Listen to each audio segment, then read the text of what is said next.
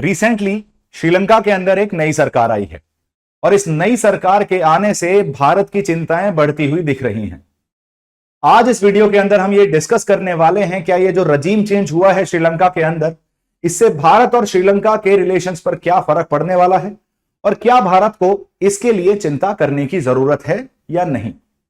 Hello aspirants, welcome to Chahal academy. मेरा नाम है सुमित त्यागी और आज इस वीडियो के अंदर आज हम इंडियन श्रीलंकन रिलेशंस और साथ ही साथ दिसानायके के जो नए प्रेसिडेंट हैं उनके बारे में डिस्कस करने वाले हैं, उनके एंटी इंडिया स्टैंड के बारे में डिस्कस करने वाले हैं और आने वाले फ्यूचर में हमें क्या क्या चीजें प्रिकॉशियस रह के करनी चाहिए उन चीजों के बारे में डिस्कस करने वाले हैं। चलिए शुरू करते हैं। सबसे पहले समझते हैं कि ये जो प्रो चाइना पार्टी आई है श्रीलंका में, इससे इंडिया पे क्या फर्क देखने को मिल सकता है और एक्चुअल सिनेरियो चल क्या रहा है। प्रो चाइना पार्टी क्यों बोल रहे हैं? क्योंकि मार्क्सिस्ट पार्टी है। रिसेंट इलेक्शन जो हुए हैं उसमें आपको देखने को मिल रहा है श्रीलंका में अनुरा कुमारा दिसानायके इलेक्शन जीत चुके हैं और उन्हें नया प्रेसिडेंट घोषित कर दिया गया है। दिसानायके कौन सी पार्टी से बिलोंग करते हैं? वो नेशनल पीपल्स पावर पार्टी से बिलोंग करते हैं, एनपीपी से बिलोंग करते हैं, जो अपने लेफ्टिस्ट और पॉपुलिस्ट स्टैंड के लिए जानी जाती है। लेफ्टिस्ट स्टैंड मतलब of course psychologically, philosophically, ideologically आप चाइना के साथ बैठे हैं, कहीं ना कहीं उन्हें सपोर्ट करते हैं। दिसानायके की पार्टी हिस्टोरिकली जानी जाती है अपने सिन्हाला नेशनलिज्म के लिए। सिन्हाला क्या है? श्रीलंका के अंदर सिन्हलिस्ट बुद्धिस्ट डोमिनेट करते हैं। लगभग 60% ऑफ द टोटल पॉपुलेशन आपको सिन्हलिस्ट बुद्धिस्ट की देखने को मिलती है। कहीं ना कहीं जो तमिलियन इशू चल रहा है उसके अगेंस्ट इन्होंने काम किया है। ये तमिलियन इश्यूज या माइनॉरिटीज के इंटरेस्ट में बात नहीं करते, ये मेजोरिटेरियन इंटरेस्ट में बात करते हैं, जिसे हम सिन्हाला नेशनलिज्म बोल रहे हैं। और काफी हद तक अगर इनका हिस्टोरिकल स्टैंड देखा जाए तो उसमें यह देखने को मिलता है कि इन्होंने इंडिया का जो इन्फ्लुएंस है श्रीलंका में उसको काफी हद तक क्रिटिसाइज ही किया है। इस वजह से हम बोल रहे हैं कि इंडिया की चिंताएं शायद बढ़ सकती हैं। बढ़ेंगी नहीं बढ़ेंगी समय बताएगा, हमारा काम है एनालिसिस करना, हम वो कंटिन्यू अपना करते हैं।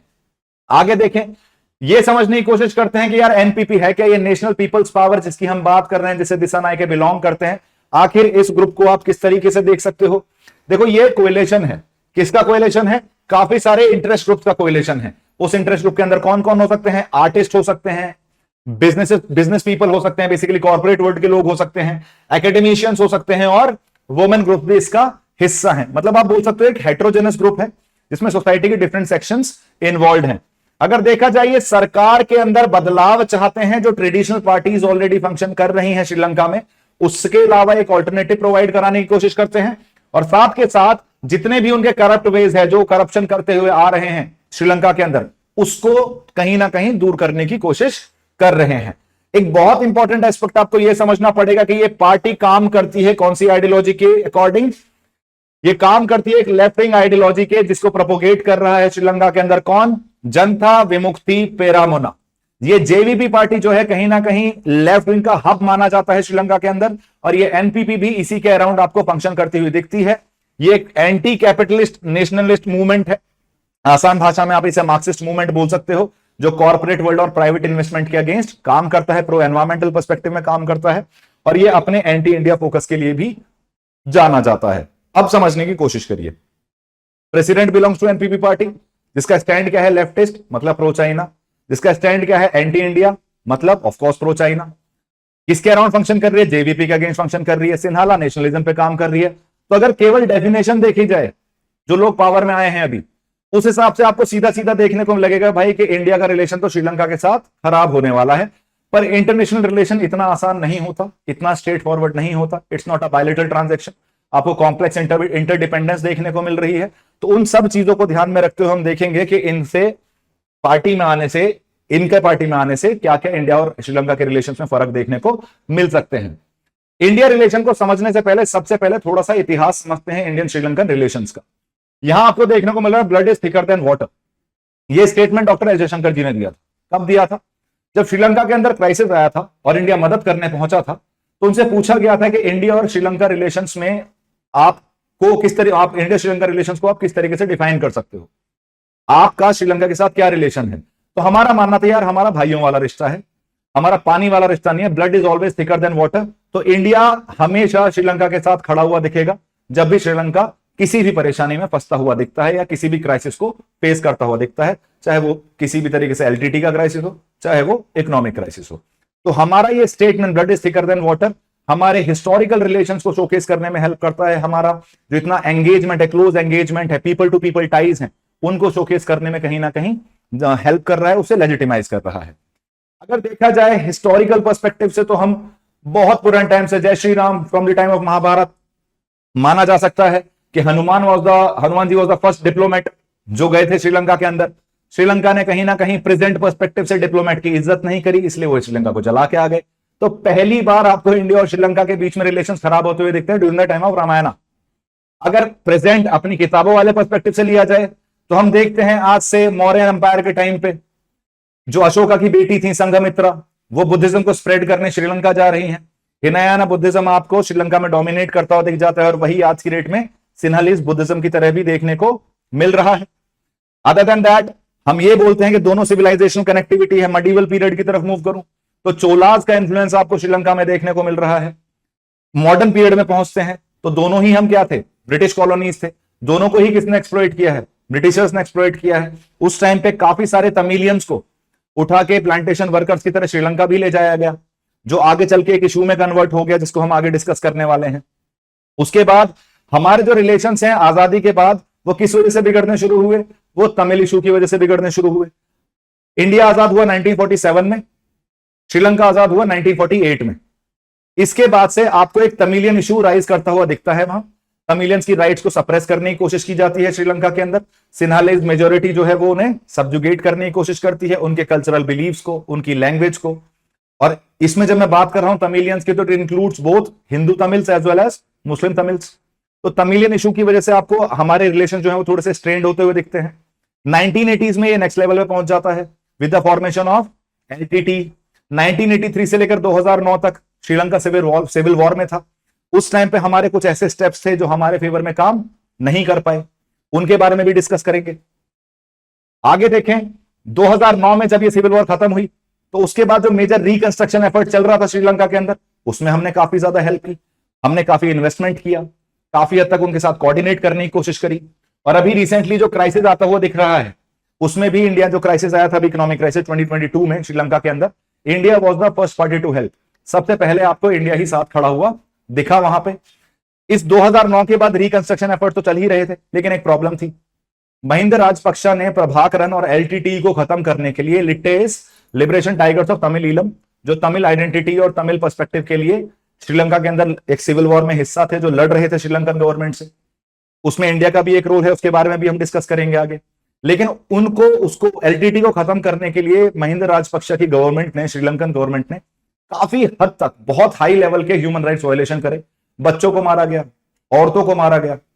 जनरली हम वॉर के अंदर वुमेन और चिल्ड्रन को इंक्लूड नहीं करते हैं, अगर ऐसा हो रहा है तो वो एक ह्यूमैनिटेरियन क्राइसिस है।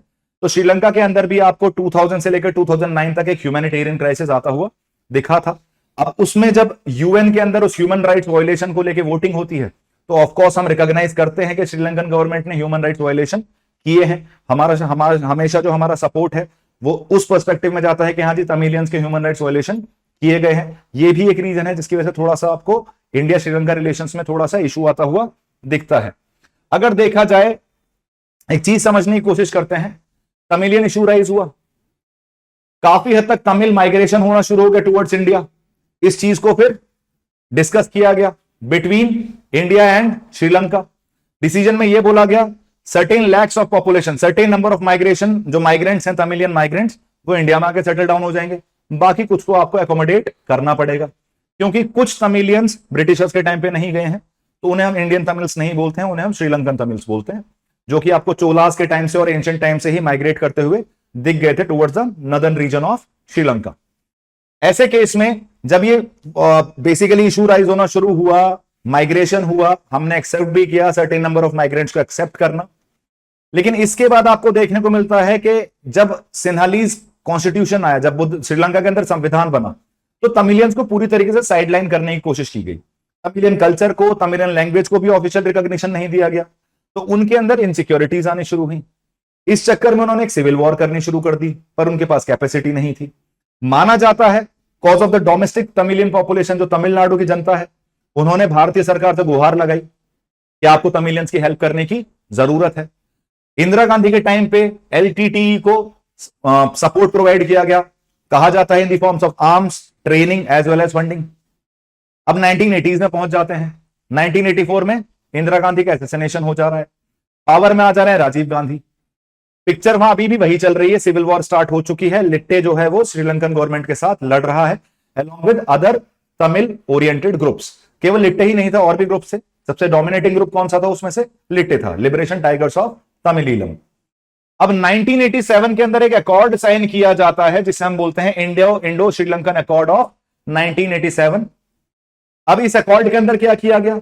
इस अकॉर्ड में कहीं ना कहीं सॉल्यूशन ढूंढने की कोशिश की गई कि श्रीलंकन गवर्नमेंट को क्या करना चाहिए जिससे तमिल सिविल वॉर जो चल रही है, जो तमिल क्राइसिस चल रहा है, इसे खत्म किया जा सके। इसके अंदर दो तीन चीजें बोली गई। पहली चीज, भाई श्रीलंकन गवर्नमेंट को इंडिया की तर्ज पे, जैसे इंडिया ने कर रखा है, एक फेडरल पर्सपेक्टिव, स्टेट के पास खुद की पावर है, सेंटर के पास अपनी खुद की पावर है, तो उन्होंने बोला श्रीलंका के अंदर भी आप एक नदर्न प्रोविंसेस को, जो तमिलियन प्रोविंसेस हैं, उन्हें पार्शियल ऑटोनॉमी प्रोवाइड करो। कुछ चीजें उनके पास होनी चाहिए जिससे उनके अंदर इनसिक्योरिटी ना बढ़े। तो पहली चीज ये हुआ कि प्रोविंशियल ऑटोनॉमी प्रोवाइड करनी है। दूसरा एस्पेक्ट था कि यार 13th अमेंडमेंट लेके आओ अपने संविधान के अंदर, जिसमें आप क्या क्या करोगे? पहली चीज, तमिल को ऑफिशियल रिकॉग्निशन दोगे। दूसरी चीज, इंग्लिश लैंग्वेज को एक लिंक लैंग्वेज की तरह यूज करोगे between Tamilians and rest of the population of Sri Lanka. कुछ कुछ वैसा ही जैसा भारत में देखने को मिल रहा है। भारत में भी इंग्लिश एक लिंक लैंग्वेज की तरह यूज की जाती है between the southern Indian states and northern Indian states. सारी जितने भी हमारी शेड्यूल्ड लैंग्वेजेस हैं वो मेजर इतनी इंक्लूसिव बनाने की कोशिश की है। अभी रिसेंटली अपने 5 लैंग्वेजेस को क्लासिकल लैंग्वेजेस में भी जोड़ दिया है। ऐसा ही कुछ रास्ता हम अपनाने की कोशिश कर रहे थे श्रीलंका में कि जी सरेंडर करेंगे, सारे जितने भी तमिल इंसर्जेंट ग्रुप्स हैं वो सब सरेंडर कर देंगे, लेकिन आपको ये सारी कंडीशंस फुलफिल करनी पड़ेंगी। अब कंडीशन दोबारा रिपीट करते हैं, कौन कौन सी हैं? पहली, प्रोविंशियल ऑटोनॉमी प्रोवाइड करो। दूसरी, तमिल को ऑफिशियल रिकॉग्निशन दो। तीसरी, इंग्लिश को एक लिंक लैंग्वेज की तरह यूज करो। और चौथी, जब तक ये सरेंडर प्रोसेस कंप्लीट नहीं हो जाता, जब तक ये पीस प्रोसेस कंप्लीट नहीं हो जाता, इंडियन फोर्सेस श्रीलंका में रह के इस पीस प्रोसेस को कंडक्ट कराने में हेल्प करेंगी। ये जो चौथा पॉइंट बोला मैंने, Indian peace keeping forces in Sri Lanka, ये था हमारा सबसे बड़ा ब्लंडर। क्यों था ये ब्लंडर, इसके बारे में भी डिस्कस करेंगे। फिलहाल ये साइन किया गया, अकॉर्ड साइन कर लिया गया, 13th अमेंडमेंट नाम दिया गया इसे, प्रोविंशियल ऑटोनॉमी प्रोवाइड करने के लिए। इंडियन पीस कीपिंग फोर्सेस वहां पहुंचती हैं। लिट्टे भी इस बात से बिल्कुल खुश नहीं होता। सारे इंसर्जेंट ग्रुप ने सरेंडर कर दिया है एक्सेप्ट लिट्टे, एलटीटीई को छोड़ के। इंडियन पीस कीपिंग फोर्सेस वहां गई हैं, किसी भी तरीके से उन्हें कंफ्लिक्ट का हिस्सा नहीं बनना था, वो केवल वहां पीस प्रोसेस को देखने गई हैं कि सरेंडरिंग प्रोसेस कैसा चल रहा है। इश्यू क्या हुआ? लिट्टे ने 2 इंडियन पीस कीपिंग फोर्सेस के जवानों को उठाया, उन्हें मारा और उनके गले में जलता हुआ टायर डाल के वो इंडियन फोर्सेस के सामने फेंक के चले गए। ये इंडियन फोर्सेस की ईगो को हर्ट कर गया। इंडियन फोर्सेस डायरेक्टली कॉन्फ्लिक्ट का हिस्सा बन गई। एलटीटी ऑपरेटिव्स को मारने के चक्कर में एक हॉस्पिटल के अंदर ऑपरेशन किया इंडियन पीस कीपिंग फोर्सेस ने, जहां सिविलियंस की भी डेथ हुई। तो इंडियन पीस कीपिंग फोर्सेस के ऊपर ह्यूमन राइट्स वायलेशन भी चार्जेस लगे। अब खुद सोचो, एक ऐसी मिलिट्री जो अब तक एलटीटी को ट्रेन कर रही थी, आज की डेट में वो एलटीटी से ही लड़ रही है और मैटर हमारा है भी नहीं। हम वो देश हैं जो पंचशील पे चलने वाले हैं। पंचशील पे चलने वाले मतलब non interference in internal matters of any other country, peaceful resolution of conflicts. और आप आईपीकेएफ में जो होते हुए देख रहे हो वो किसी भी तरीके से आपको पंचशील एग्रीमेंट से बेसिकली रिलेट करता हुआ नहीं दिखता है। नुकसान हुआ, आईपीकेएफ को मुंह की खानी पड़ी। 1990 में फाइनली उन्हें वापस बुला लिया गया। एक ब्लंडर माना गया, बहुत बड़ा ब्लंडर माना गया। 1985 में सार्क बना था, उसमें ऑलरेडी ये इशू था कि यार बिग ब्रदर सिंड्रोम है, इंडिया सबसे बड़ी कंट्री है तो बाकी कंट्रीज उस पर ट्रस्ट नहीं कर पाएंगी। उसके बाद आप ये आईपीकेएफ जैसी चीज होती है, इंसिडेंट होते हुए देख रहे हो, तो जो ट्रस्ट है वो और ज्यादा खत्म होता हुआ दिखा, बिग ब्रदर सिंड्रोम और ज्यादा बढ़ता हुआ दिखा, जिसकी वजह से सार्क के अंदर कोऑपरेशन आपको थोड़ा सा डिफिकल्ट होता हुआ और दिखेगा। आगे बढ़ते हैं। अब बात कर रहे हैं इससे आगे के, हम इससे पहले थोड़ा सा और आगे बढ़ते हैं हम। इसके बाद क्या हुआ हमारे साथ, 1990 में वापस आते हैं। 1991 21 मई 1991 राजीव गांधी अपने चुनाव प्रचार में थे, इलेक्शन कैंपेन में थे। एलटीटी उन्हें असैसिनेट कर देती है। राजीव गांधी के गले में माला पहनाई गई और वो माला फिर जिंदगी में कभी उनके गले से उतरी ही नहीं, अभी उनके फोटो पे चढ़ी हुई है। रीजन बीइंग क्योंकि लिट्टे ने उन्हें एसेसिनेट कर दिया। इसके बाद इंडिया ने लिट्टे को एक टेररिस्ट ऑर्गेनाइजेशन डिक्लेयर कर दिया। अब एक और बात, इससे फायदा क्या हुआ? अब तक तमिलियन पॉपुलेशन जो थी वो लिट्टे के सपोर्ट में थी, क्योंकि वो तमिल इंटरेस्ट के लिए लड़ रहे हैं। लेकिन इस एसेसिनेशन के बाद कहीं ना कहीं तमिलनाडु की जो पॉपुलेशन है वो लिट्टे के अगेंस्ट हो गई और उन्होंने एलटीटी को सपोर्ट करना छोड़ दिया। 2009 तक ये सिविल वॉर खिंचती है, कंटिन्यूसली सिविल वॉर में था श्रीलंका, तमिलियंस लड़ रहे थे। राजपक्षा जी आते हैं, सिविल वॉर को खत्म करते हैं टू ह्यूमन राइट्स वायलेशन, और प्रभाकरन का इसी तरह लिट्टे चीफ जो था प्रभाकरन, उसका अंत हो जाता है। 2009 के बाद से हम कंटिन्यूसली एंगेज करने की कोशिश कर रहे हैं, वहां काफी सारे प्रोजेक्ट्स में एंगेज करने की कोशिश कर रहे हैं, काफी इन्वेस्टमेंट भी कर रहे हैं। प्रॉब्लम क्या है? चाइना भी कर रहा है। चाइना के पास बहुत डीप पॉकेट्स हैं, हमारे पास उतना पैसा नहीं है। तो हम people centric development, people to people ties, इन सब चीजों पे ज्यादा बिलीव कर रहे हैं, डेवलपमेंटल पर्सपेक्टिव पे ज्यादा बिलीव कर रहे हैं। लेकिन उतना ज्यादा मॉनेटरी हेल्प कर पाना श्रीलंका की हमारे लिए पॉसिबल नहीं था। दूसरी चीज, राजपक्षा फैमिली, महिंदा राजपक्षा स्पेशली, वो थोड़ा सा चाइनीज टिल्टेड थे, वो थोड़ा चाइना टिल्ट हो गए। उन्होंने ज्यादा एक्सेसिबिलिटी किसको प्रोवाइड करा दी? चाइना को प्रोवाइड करा दी, जिसकी वजह से इंडिया का स्ट्रेटेजिक स्पेस जो था श्रीलंका के अंदर वो थोड़ा सा कम होना शुरू हो गया। एक फिशरमैन का भी इशू चल रहा था। 2018 में यह भी बोला गया कि इंडियन रॉ ने एसेसिनेट करने की कोशिश करी है। 2015 में यह भी बोला गया कि रॉ ने तख्ता पलट करने की कोशिश करी है, इलेक्शन को इन्फ्लुएंस करने की कोशिश करी है। तो आपको देखने को मिलता है कि ये अप एंड डाउन चल रहा है रिलेशंस के अंदर। कब तक? जब तक 2022 में क्राइसिस नहीं आ जा रहा है। 2022 में क्राइसिस आया, सबसे ज्यादा डेट किसके लिए किसका था? श्रीलंका के ऊपर चाइना का। चाइना से बोला गया यार प्लीज डेट रिस्ट्रक्चर कर दो, अभी पॉसिबल नहीं है दे पाना। चाइना ने साफ इनकार कर दिया। यह क्राइसिस आया क्यों? क्राइसिस इसलिए आया, श्रीलंका ज्यादा होशियार बन रहा था। कैसे बन रहा था होशियार? पूरी तरीके से अपनी एग्रीकल्चर को किस तरफ शिफ्ट करने की बात कर रहे हैं वो, पूरी तरीके से अपने एग्रीकल्चर को वो ऑर्गेनिक पर्सपेक्टिव में शिफ्ट करने की कोशिश कर रहे हैं। और ये काम ग्रेजुअली नहीं हो रहा है, एक साल के अंदर उन्होंने पूरी तरीके से केमिकल फर्टिलाइजर्स और पेस्टिसाइड्स का यूज बंद करके ऑर्गेनिक फार्मिंग की तरफ वो शिफ्ट हो गए, जिसकी वजह से प्रोडक्शन कॉस्ट बढ़ गई। और कहीं ना कहीं आपको यह भी देखने को मिल रहा है कि लोगों की कंडीशन खराब होनी शुरू हो गई। साथ ही साथ रेन्यूएबल सोर्सेज की तरफ मूव कर गए जी, कोल यूज नहीं करेंगे। यह भी एक नीजर रिएक्शन था, जिसका भी इंपैक्ट आपको इकोनॉमी पे देखने को मिला। 2020-21 में कोविड भी चल रहा था। श्रीलंकन इकोनॉमी टूरिज्म के ऊपर बहुत ज्यादा रिलाई करती है, टूरिज्म हुआ नहीं कोविड के चक्कर में, इस वजह से टूरिज्म का पैसा भी नहीं आया। तो ये क्राइसिस जो है, ये इसका डोमिनो इफेक्ट देखने को मिला और ये बढ़ता हुई चला गया एक्सपोनेंशियली, और एक ऐसी सिचुएशन पहुंच गई कि श्रीलंका के पास पैसा खत्म हो चुका है, नील बटा सन्नाटा है, श्रीलंका अपने आप को रन नहीं कर सकता। अब ऐसे केस में हेल्प करने कौन आएगा? Of course a friend in need is a friend indeed, and that is us, India. India ऐसी पहली कंट्री बना जिसने श्रीलंका को हेल्प करने की ठानी और श्रीलंका की हेल्प करना शुरू किया। इसमें कहीं ना कहीं हमारे स्ट्रेटेजिक इंटरेस्ट भी थे। इस टाइम को हमने अपॉर्चुनिटी की तरह देखा कि किस तरीके से हम अपने आप को श्रीलंका का एक ऑल वेदर फ्रेंड की तरह पोर्ट्रे कर सकते हैं, बता सकते हैं कि हम श्रीलंका के साथ हमेशा खड़े रहेंगे। इस केस में आपको क्या देखने को मिल रहा है? जब 2022 में एक क्राइसिस आया तो इंडिया ने एक क्रेडिट सपोर्ट एक्सटेंड किया श्रीलंका के लिए, दैट इज अराउंड $4 बिलियन।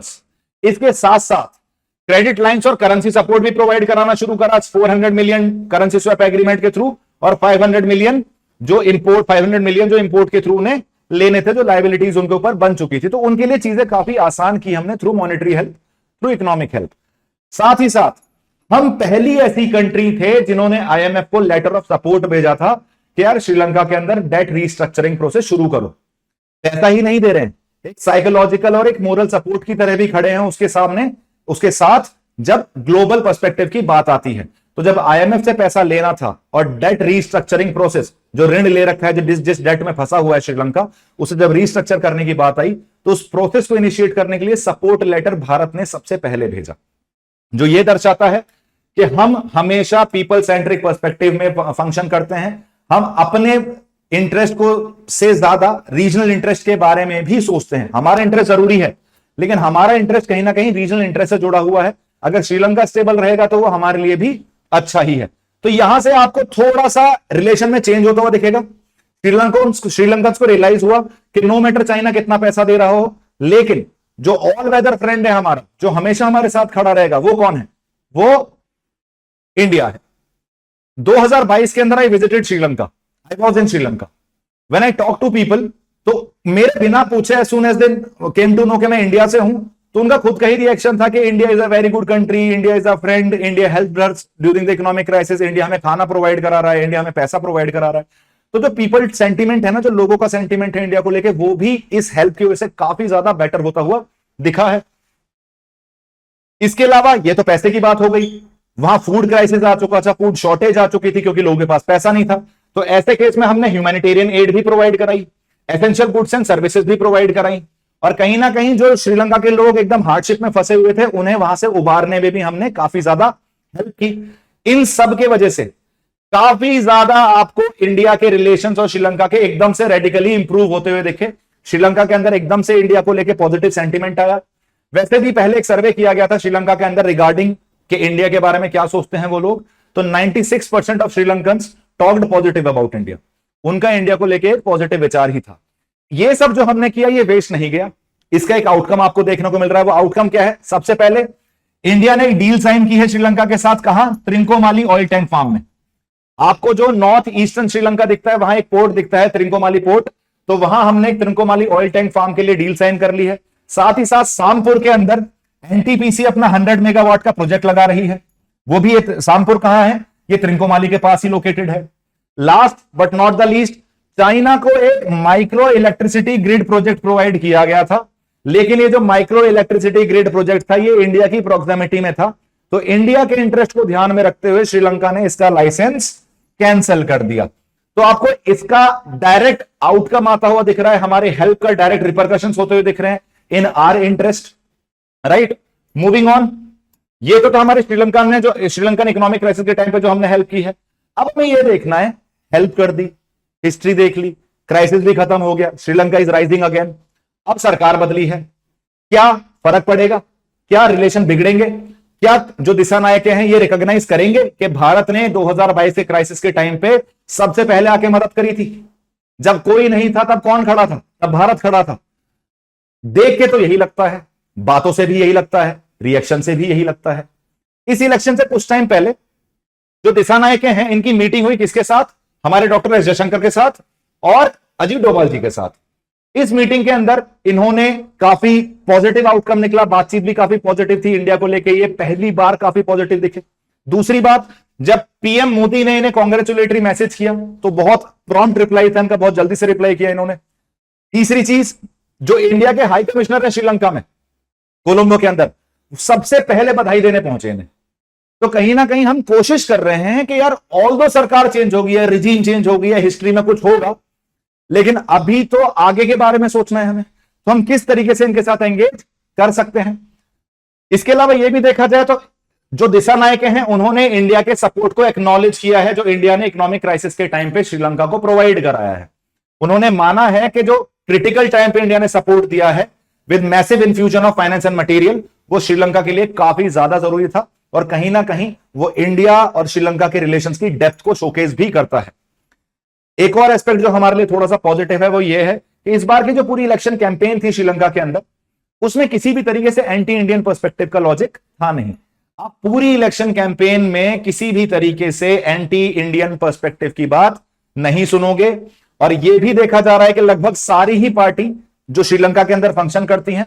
इसलिए मैं हमेशा बोलता हूं, अगर दो कंट्रीज के बीच में रिलेशंस अच्छे करने हैं तो लोगों के टाइज बेटर कर दो, लोगों के रिलेशन बेटर कर दो।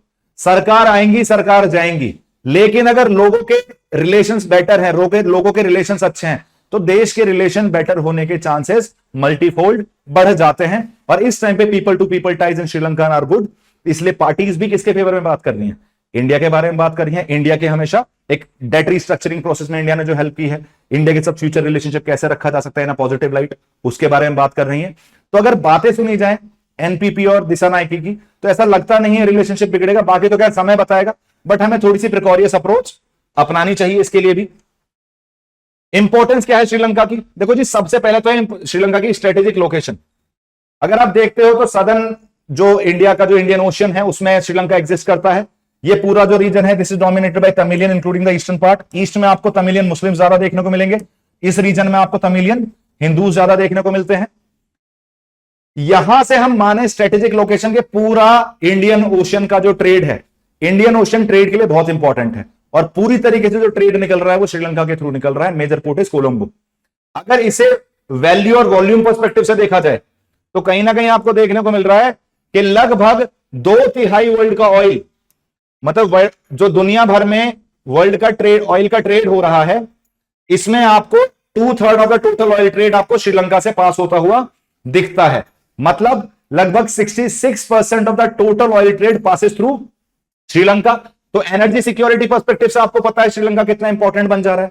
अगर वॉल्यूम पर्सपेक्टिव से देखा जाए तो दुनिया का जितना भी कंटेनर ट्रांसपोर्टेशन है, जितने भी आपको कंटेनर्स ट्रांसपोर्ट होते हुए दिखते हैं, जो आपको जितने भी कार्गो शिप जाते हुए दिखते हैं, इसका 50% आपको श्रीलंका से पास होता हुआ दिखेगा। Total number of world container numbers जितने भी हैं उसका 50% आपको श्रीलंका से पास होता हुआ दिखता है, जो इसको बताता है कितना स्ट्रेटेजिकली लोकेटेड है ये और स्ट्रेटेजिक इंपॉर्टेंस कितनी ज्यादा है इसकी। मैरीटाइम सिक्योरिटी के लिए देखो, हम्बनटोटा पोर्ट ऑलरेडी 99 सालों के लिए, 99 ईयर्स के लिए किसके पास जा चुका है? चाइना के पास जा चुका। हमने तो देखो बताया था पहले, श्रीलंका, इंडिया और जापान के पास आया था कि देखो जी हम्बनटोटा पोर्ट हमें डेवलप करना है, आप हेल्प कर दो। हम्बनटोटा पोर्ट कहां है? This is Hambantota port. Colombo already एक मेजर सेंटर है। इन्होंने बोला एक और सेंटर की जरूरत पड़ेगी टू इंप्रूव द ट्रेड। हमने बोला जी अभी फिलहाल के लिए this is not a viable option, इससे पैसा वापस आएगा नहीं आपका। चाइना को मौका दिखा, चाइना ने इन्वेस्ट किया, चाइना ने लोन प्रोवाइड किया, हम्बनटोटा से पैसा वापस आया नहीं। हम्बनटोटा 99 साल के लिए चाइना को लीज में देना पड़ा श्रीलंका को। अब हम्बनटोटा को कंट्रोल कौन कर रहा है? चाइना कंट्रोल कर रहा है। चाइनीज वेसल्स आपको इंडियन ओशन में मूव करती हुई दिख जाती हैं। सी लेन्स ऑफ कम्युनिकेशन की दिक्कत आनी शुरू हो चुकी है। जो साउथ चाइना सी में चल रहा है वही डर हमारे इंडियन ओशन में भी बढ़ना शुरू हो चुका है कि यार रूल बेस्ड ऑर्डर सेटअप हो पाएगा नहीं हो पाएगा, चाइना कुछ बदतमीजी तो नहीं करेगा, चाइना इस रीजन में इंस्टेबिलिटी तो क्रिएट नहीं करेगा। तो उसके लिए श्रीलंका को अपने साथ रखना बहुत ज्यादा जरूरी है। तो मैरीटाइम सिक्योरिटी को मेंटेन करने के लिए भी श्रीलंका को साथ रखना जरूरी है। ज्योग्राफिकल प्रोक्सिमिटी टू इंडिया, हमारा जो रीजन है, आप वैसे मैप में देखते हो तो काफी दूर देखने को मिलता है, लेकिन रामेश्वरम और जाफना के बीच में अगर आप डिस्टेंस देखते हो तो बहुत ज्यादा डिफरेंस नहीं है। इवेंचुअली जो पंबन आइलैंड की हम बात करते हैं, जो एक सी वेव डिपोजिटेड आइलैंड है श्रीलंका, इंडिया के अंदर, सिविल वॉर के बाद से हमारे स्ट्रेटेजिक इंटरेस्ट को सेफ गार्ड करने के लिए इंडिया कंटिन्यूअसली इन्वेस्ट भी करता हुआ आया है। इतना प्रॉक्सिमिटी में है, जैसे अटल बिहारी वाजपेयी जी बोलते हैं, you can change your friends but you can not change your neighbours. तो हमें अपनी प्रॉक्सिमिटी के हिसाब से वहां कंटिन्यूअसली इन्वेस्टमेंट भी करना है, उनसे कंटिन्यूअसली अच्छे रिलेशन भी बना के रखने हैं। स्टेबिलिटी, पीस और सिक्योरिटी अगर बनाए रखनी है रीजन के अंदर, तब भी श्रीलंका हमारे लिए बहुत इंपॉर्टेंट फैक्टर बन जाता है, क्योंकि चाइना का फुटप्रिंट जो बढ़ रहा है एग्रेसिवली इंडियन ओशन के अंदर, उसे काउंटर करने के लिए हम ये नहीं चाहते कि श्रीलंका और मालदीव जैसी कंट्री चाइना की गोद में जाके बैठ जाएं। हमें अपना स्ट्रेटेजिक प्रेजेंस कंटिन्यूअसली वहां बनाना ही चाहिए। बहुत अच्छी बात हुई है अभी रिसेंटली, मोहम्मद म्यूजू आए थे, मालदीव के प्रेसिडेंट भारत, उन्होंने वापस से रीइनिशिएट किया है प्रोसेस के इंडियन आर्म्ड फोर्सेस वापस से स्टेशन हो सकती है मालदीव के अंदर। तो हम कहीं ना कहीं मालदीव के साथ भी रिलेशन बैलेंस करने में सक्षम रहे हैं, और हम कोशिश करेंगे श्रीलंका के साथ भी इस बैलेंस को मतलब मेंटेन करने में सस्टेन कर पाए, इस बैलेंस को भी सस्टेन कर पाए और परसिस्टेंट रह पाए अपनी पॉलिसी को लेकर। अगर और इंपॉर्टेंस देखी जाए इस चीज की, इंडिया इसके अलावा these are the major importance, these are the major trade route, जो मैं आपको बोल रहा हूं कि this is the only difference. जब मैं बोल रहा हूं कि आपसे बहुत ज्यादा डिफरेंस आपको रीजन में देखने को नहीं मिल रहा है, तो this is the only proximity जो आपको देखने को मिल रही है। बहुत ज्यादा दूर नहीं है हम एक दूसरे से, इसलिए भी स्ट्रेटेजिकली इंपॉर्टेंट है। अदर क्या है और क्या क्या चीजें हुई इंडिया श्रीलंका रिलेशंस में, अगर देखने को मिलता है तो 2000 के अंदर हमने एक फ्री ट्रेड एग्रीमेंट साइन किया इनके साथ। 2000 के अंदर हमने एक India Sri Lanka free trade agreement sign कर लिया। अगर देखा जाए तो India is one of largest foreign direct investor in Sri Lanka, लगभग $2.2 बिलियन का, $2.2 बिलियन का फॉरेन डायरेक्ट इन्वेस्टमेंट करता है भारत श्रीलंका के अंदर, वन ऑफ द लार्जेस्ट है। बायलेटरल ट्रेड आज की रेट में देखा जाए तो लगभग स्टैंड करता है $5.5 बिलियन पर एंड इंक्रीजिंग, और भी बढ़ाया जा सकता है, पोटेंशियल बहुत है। साथ के साथ इंडिया और श्रीलंका की नेवल एक्सरसाइज होती है जिसे हम बोलते हैं श्रीनेक्स। अदर देन दैट हमारा एक इंटरनेशनल फ्यूजन सेंटर है जो कहां लोकेटेड है, गुरुग्राम के अंदर, गुड़गांव के अंदर। किसका पार्ट है? इंडियन ओशन रीजन के लिए हमने एक इंटरनेशनल फ्यूजन सेंटर बना रखा है, और रिसेंटली उसके अंदर आपने श्रीलंकन कोस्टल रडार को भी, सर्वेलेंस रडार्स को भी ऐड कर लिया है। मतलब Sri Lanka has also been made the party of international fusion centre. पहली चीज एफटीए साइन करा 2000 में, दूसरी चीज largest, one of the largest FDI provide कराते हैं, तीसरी चीज present trade is around $5.5 billion. चौथी चीज फ्रीनेक्स एक्सरसाइज चल रही है जी Sri Lanka, India naval exercise. And पांचवी चीज इंटरनेशनल फ्यूजन सेंटर का हिस्सा बना लिया है श्रीलंका को भी। कहां हेडक्वार्टर्ड है? गुरुग्राम में, गुड़गांव में हेडक्वार्टर्ड है। आगे बढ़ते हैं। कंसर्न क्या क्या है इंडिया के साथ, जो अभी मैंने आपसे बताया, rising China footprint. China continuously आपको श्रीलंका के अंदर अपना फुटप्रिंट बढ़ाता हुआ दिखता है। रिसेंटली भी कोलंबो एयरपोर्ट का जो कॉन्ट्रैक्ट है, जो प्रोजेक्ट है, वो चाइना को प्रोवाइड कर दिया गया है। चाइनीज इन्वेस्टमेंट के साथ साथ, चाइनीज फुटप्रिंट के साथ साथ अपना स्ट्रेटेजिक स्पेस को मेंटेन करना थोड़ा सा डिफिकल्ट है, इसलिए कंसर्न है। इंडिया सिक्योरिटी कंसर्न्स, काफी ज्यादा चाइनीज नेवल वेसल्स आपको इंडियन ओशन में मूव करती हुई दिख जाती हैं, जो इंडिया के लिए एक सिक्योरिटी कंसर्न है, वो भी एक इशू है। माइनॉरिटी ग्रुप्स का एक्सक्लूजन, जब अब मोर ओवर अब ये नई सरकार आने के बाद ये सिन्हाला नेशनलिज्म पे करने वाली है, चलने वाली सरकार है। सिन्हाला मेजोरिटेरियनिज्म को सपोर्ट करने वाली सरकार है। तो जो तमिलियंस हैं उनके इंटरेस्ट के बारे में भी कहीं ना कहीं हमें सोचना पड़ेगा, उनका इंटरेस्ट भी कहीं ना कहीं इंपैक्ट होगा, उसके बारे में भी हमें सोचना पड़ेगा, वो भी एक कंसर्न है। फिशिंग डिस्प्यूट, फिशरमैन डिस्प्यूट बहुत टाइम से चला हुआ आ रहा है। 1974 में हमने एक एग्रीमेंट साइन किया था जिसे हम बोलते हैं Indo Sri Lanka maritime boundary agreement, जिस टाइम पे इंदिरा गांधी जी ने कच्चातीवो आइलैंड को भी गिफ्ट कर दिया था श्रीलंका को। वो भी आज की डेट में एक टसल का इशू बना हुआ है। अब इस फिशिंग एग्रीमेंट में क्या होता है कि देखो जी, वैसे तो UN clause, United Nation convention on law of seas, जो 1982 में साइन हुआ, उसके अकॉर्डिंग 200 नॉटिकल माइल तक आपका एक्सक्लूसिव इकोनॉमिक जोन रहता है। मतलब आप ईईजेड एक्सक्लूसिव इकोनॉमिक जोन जो है वो 200 नॉटिकल माइल तक रहेगा। जो इसके बीच में ही पड़ जाए, अगर इतना डिस्टेंस ही नहीं है कंट्रीज के बीच में, तो क्या करोगे आप? हाफ हाफ में डिवाइड कर लोगे जी, आधा तेरा आधा मेरा। अब क्या हो रहा है, इंडियन फिशरमैन कभी कभी चले जाते हैं श्रीलंकन वाटर्स में। Indian fisherman are relatively better to do, well to do when compare to the Sri Lankan fisherman. अब इस चक्कर में ये प्रॉब्लम इतनी बढ़ गई थी 2015 में कि श्रीलंकन नेवी के डायरेक्ट ऑर्डर्स थे कि अगर कोई भी इंडियन फिशरमैन श्रीलंकन वाटर्स में दिखा तो शूट एट साइट का ऑर्डर है, गोली मारेंगे, जेल पकड़ के नहीं ले जाएंगे। तो प्रॉब्लम आपको काफी ज्यादा राइज होती हुई दिखी है, इवन आफ्टर दिस एग्रीमेंट जो लगभग 50 साल पहले साइन किया गया था। अभी भी फिशरमैन का इशू कंटिन्यूसली आपको परसिस्ट करता हुआ दिखता है, जिसे रिजॉल्व करने की जल्दी से जल्दी जरूरत है। तमिल इशू, 1987 में श्रीलंका ने अकॉर्ड साइन करी, उसके अंदर इन्वॉल्व भी हुए, वहां अपने मुंह की भी खाई, अपनी बदनामी भी कराई। अभी भी 13th अमेंडमेंट इंप्लीमेंट नहीं हुआ है, अभी भी कोई प्रोविंशियल ऑटोनॉमी प्रोवाइड नहीं की गई है श्रीलंका के अंदर तमिलियंस को। क्या सोचोगे इस बारे में?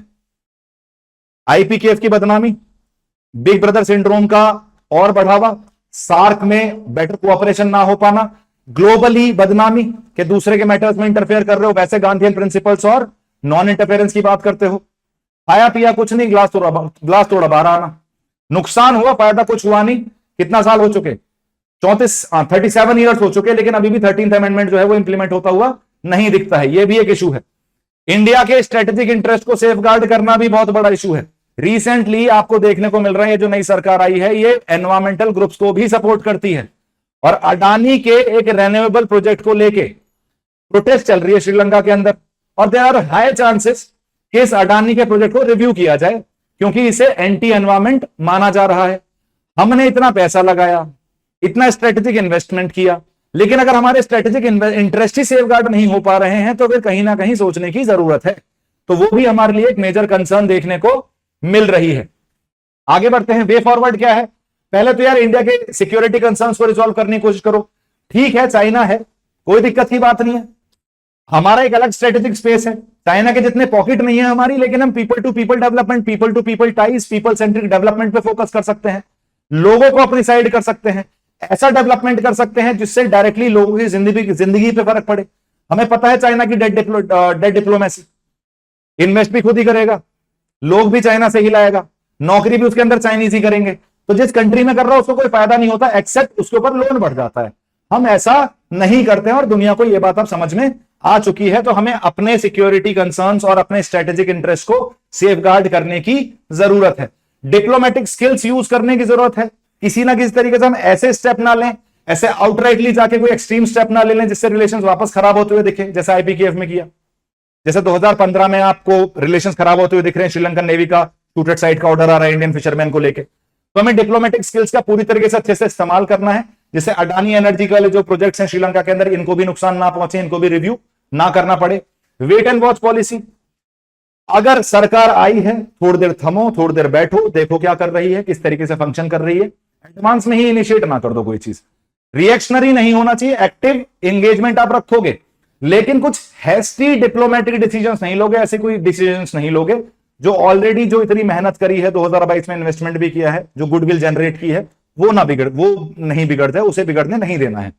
साथ में जो ऑलरेडी एस्टेब्लिश फ्रेमवर्क है, जो ऑलरेडी एग्जिस्टिंग क्राइटेरियाज है हमारे पास फंक्शन करने के लिए, फॉर एग्जांपल 2014 में आपको नेबरहुड फर्स्ट पॉलिसी रन करती हुई दिखती है, जो किस पे चल रही है, गुजराल डॉक्ट्रिन पे चल रही है, जो नॉन रेसिप्रोकेशन की बात करते कि जी हम कर देंगे तेरे लिए काम, तुझे वापस करने की जरूरत नहीं है। फॉर एग्जाम्पल, अगर मैं श्रीलंका से 100 टाइम्स बड़ा हूं, तो अगर मैं 100 कदम चल रहा हूं, तो मैं तेरे से एक्सपेक्ट करूंगा कि तू यार 1 कदम चल दे, तो वो नेबरहुड फर्स्ट पॉलिसी पे चलना है। दूसरी चीज SAGAR doctrine, security and growth for all in the region, inclusivity, SAARC satellite, better free trade agreement, better engagement, economic cooperation, cultural cooperation, strategic cooperation.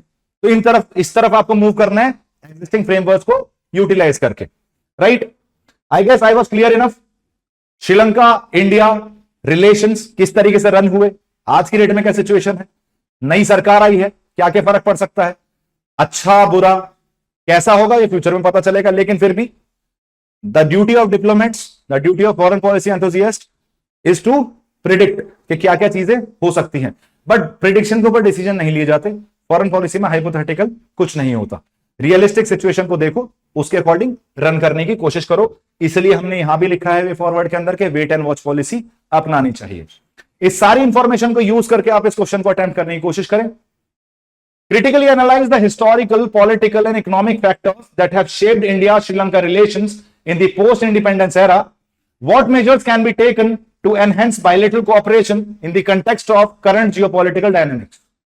इस पूरी इंफॉर्मेशन को देख के आप इस आंसर को बहुत इजीली आंसर कर पाओगे, इस क्वेश्चन को बहुत इजीली आंसर कर पाओगे। इसी इंफॉर्मेशन के लिए follow our YouTube channel, subscribe to our YouTube channel. This was all from my end. Thank you so much guys and have a good day.